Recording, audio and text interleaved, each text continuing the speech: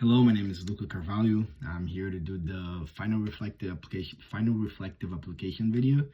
And I think for me, it's very easy to kind of talk about how sociology really stands out for me, just because I'm a very social guy. I love sociology. I love everything that entitles.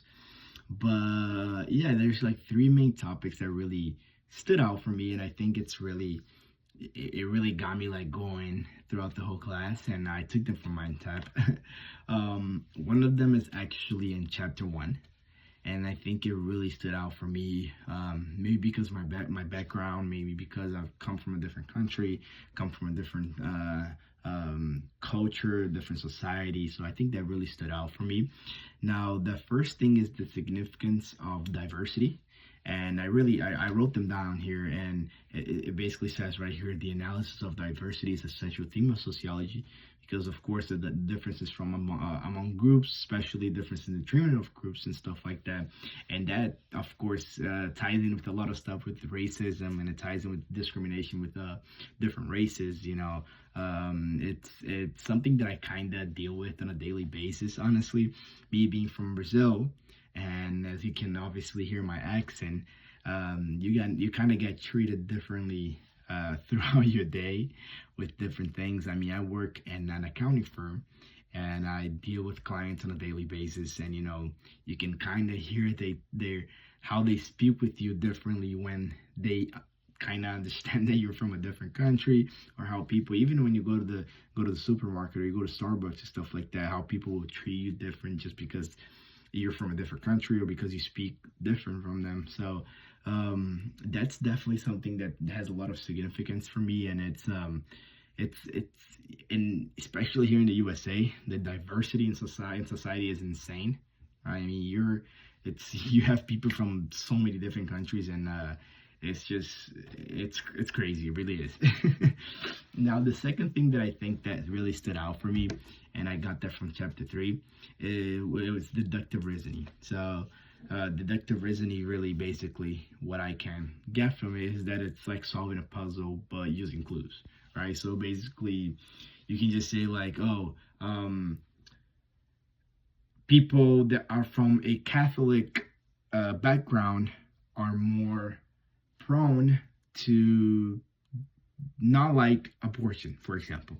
So just because you come from a background that you're Catholic, or you're Catholic yourself, it means that you don't like abortion. It's a deductive reasoning, when sometimes it's really not true. Especially in this example that I actually searched it up. It's there are more people that are pro-abortion that are Catholic that they are Catholics that are against abortion. So it's weird to even say that. It's weird to even think about that, because it's kind of going against your religion in some type of way, because it's said, right? And I've never read the Bible for the whole thing, the Bible, the whole thing, and I've never seen anything that says that it's prohibited to abort.